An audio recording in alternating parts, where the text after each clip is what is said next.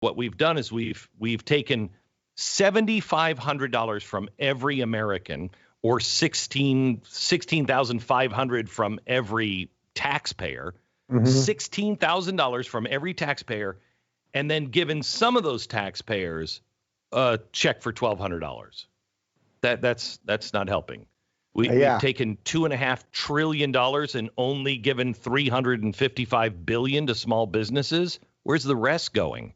Same place it went last time.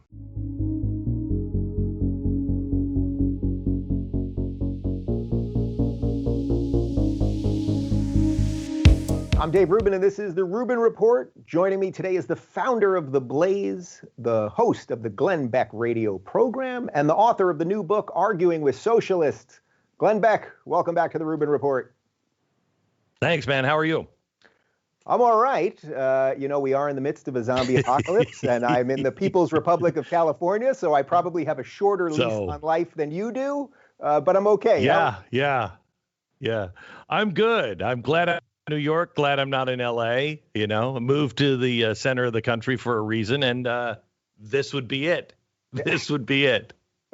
So I guess the first obvious question here, beyond just the general how you doing during Corona, is as a guy who's sort of been in mainstream media and out of mainstream media and a trailblazer in new media, did you ever think you'd be doing your show from home like Dave Rubin does his show from home all the time? I tell you something, Dave, it is because I've been in broadcast for like 42 years now. The technology and what we can accomplish now, we couldn't have accomplished even 10 years ago. It's phenomenal. It's really phenomenal how the power of the media really is in the hands of the average person if they care to take it. It's really crazy. So how is it treating you in the middle of the country where you are at least a little bit kind of safe? Yeah, it's pretty good. It's pretty good. It's not New York, thank God. Texas is still free, thank God. We've got a good governor who is not trying to tell everybody exactly what to do. Being home with the kids, because my kids live next door, so we're kind of quarantined together. So we got 9 of us. Wow. Living at home, this is nice. It's nice. It's times where you're like, oh yeah, I gotta get out of here. But most of it is good. Most of it is good. So I know we could get into the numbers about Corona and all of that stuff, but let's just put that aside. But let's talk about the thing that I think mostly animates almost everything that you and I do, which is freedom and liberty. So as we're hearing about lockdowns being extended, and just in the last couple of days, we heard now in LA where I am, now we're at May 15th, and we know it'll go beyond that because it's not like you just magically flip the switch and suddenly we're all out there again. And we see this cascading across the country. How concerned are you that as we just get more and more stuck in our homes, as we don't go out, as we don't socialize, as you probably saw in Michigan, you can't buy seeds at stores to plant your own food. All of these types of things. I'm much more concerned about that than I am the virus specifically. Are you sort of in line with that? And what do you make of the whole thing? Yeah, so I said back in January when we were starting to look at this, and I said, this thing is going to sweep. This looks like 1918. I said, but it's not. What concerns me is not the death rate. What concerns me is what it will do to the economy and what it can do to freedom. And I think that's turning out to be accurate.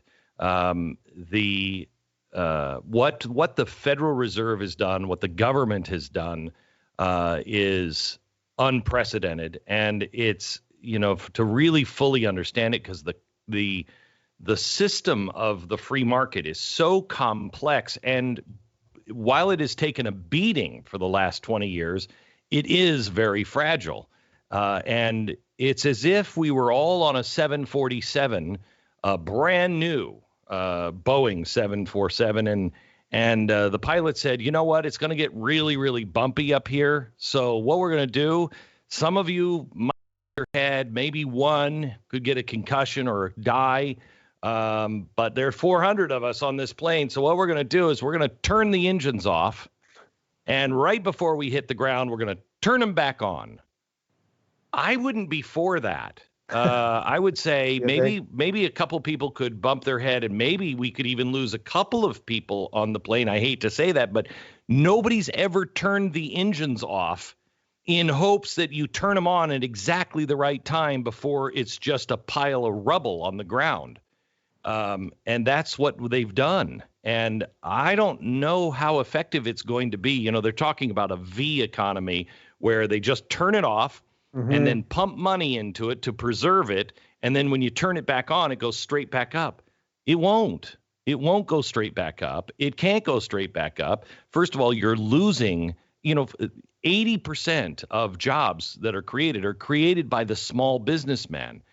How many of them had enough money just to pay the mortgage and their rental on their machinery or their restaurant?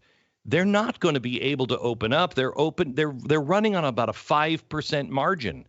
How many of those restaurants are going to be able to hold 2 months or a month and a half, then open back up when, I don't know about you, Dave, but I'm not going to be running out to crowded restaurants right away. That's the last thing that people are going to do. This is going to affect us enormously. And there's something else.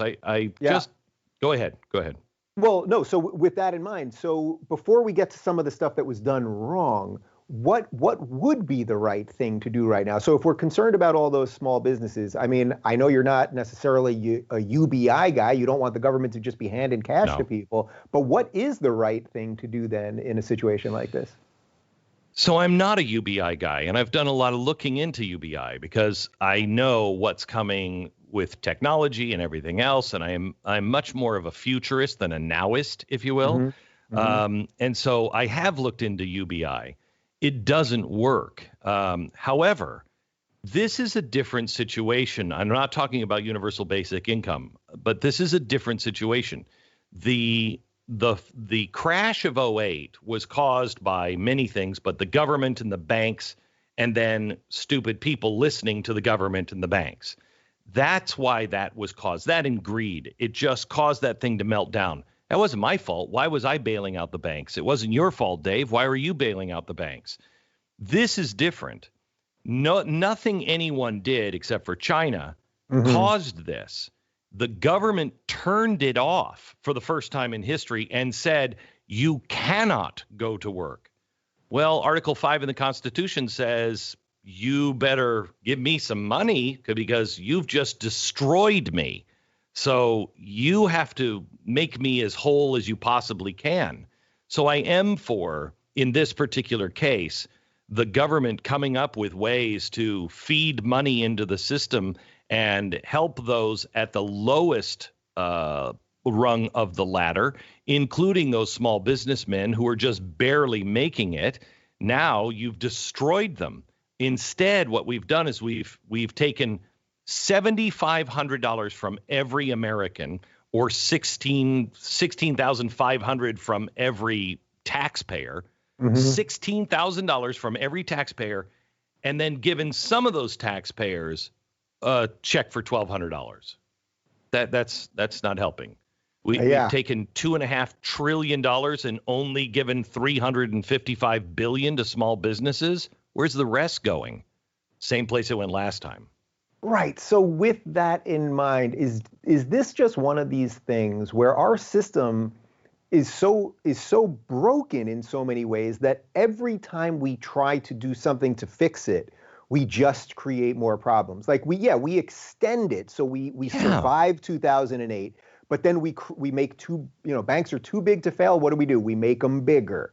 That we just create Band-Aid on top of Band-Aid on top of Band-Aid, when my hope is that this thing is so profoundly different that maybe it actually will get people to look at the root causes and think about it all differently. Do you think there's any chance, or am I just a dreamer?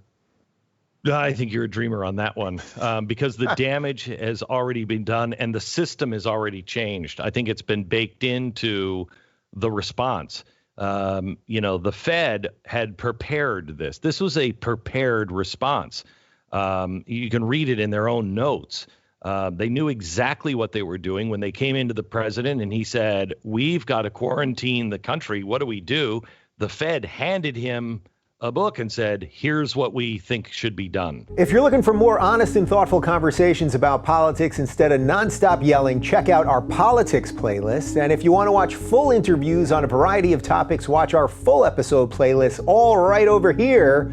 And to get notified of all future videos, be sure to subscribe and click the notification bell.